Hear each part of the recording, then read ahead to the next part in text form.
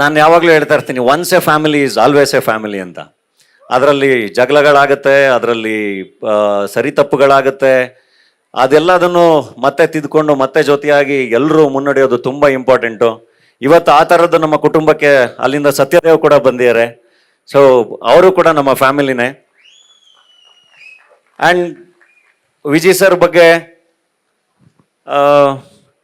ಅವರು ಹಿರಿಯರು, ಆ ಪ್ರೀತಿ, ಆ ಗೌರವ ಅದು ಯಾವಾಗಲೂ ಇದ್ದೇ ಇರುತ್ತೆ. ಅದನ್ನು ಮೀರಿ ಅವರು ತುಂಬ ಒಳ್ಳೆ ಇಲ್ಲ ನಾನು ಅಲ್ಲಿಗೆ ಬರ್ತಾ ಇದ್ದೆ.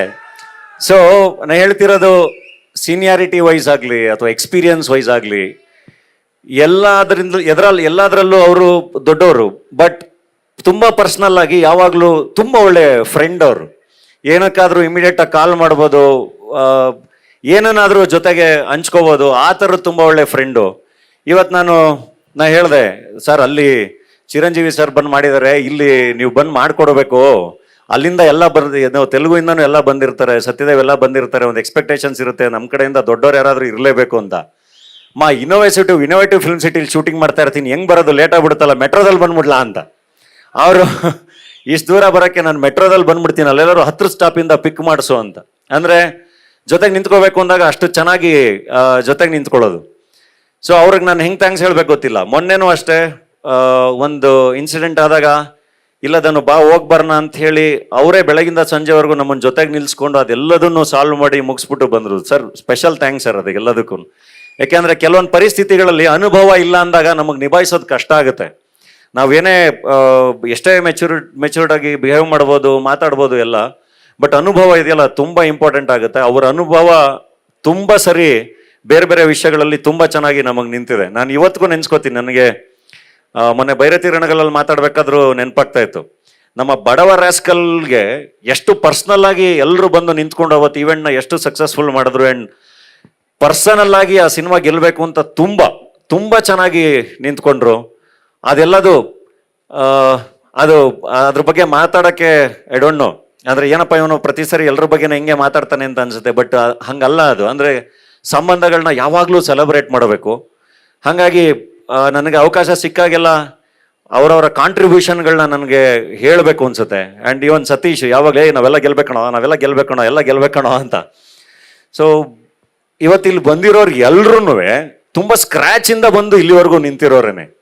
ತುಂಬ ಸ್ಕ್ರ್ಯಾಚಿಂದ ಬಂದು ಏನೂ ಇಲ್ದಲ್ಲ ಎಲ್ಲಿಂದನೋ ಬಂದು ಇಲ್ಲಿವರೆಗೂ ಒಂದು ಜರ್ನಿ ಮಾಡಿ. ನೋಡಿ, ಸಪ್ತಮಿ ಪ್ಯಾನ್ ಇಂಡಿಯಾ ಆ್ಯಕ್ಟರ್ ಆಗಿದ್ದಾಳೆ.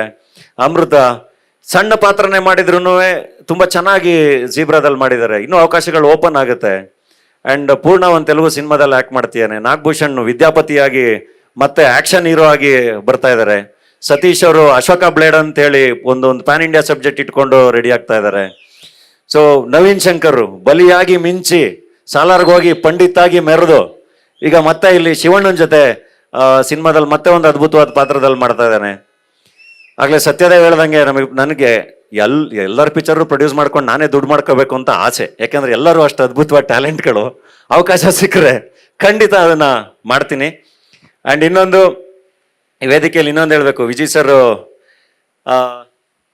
ಸಲಗ ನಾನು ನೋಡಿದ್ದೀನಿ. ಅಂದರೆ ಅವರ ಎಫರ್ಟು ಯಾವಾಗಲೂ ಹೇಳ್ತೀವಿ ಗೊತ್ತಾ, ಒಂದು ಸರಿ ಹಿಂಗೆ ಬಿದ್ದಾಗ ಎಷ್ಟು ಜೋರಾಗಿ ಬೌನ್ಸ್ ಬ್ಯಾಕ್ ಆಗ್ತೀವಿ ಅನ್ನೋದು ಯಾವಾಗಲೂ ತುಂಬ ಇಂಪಾರ್ಟೆಂಟ್.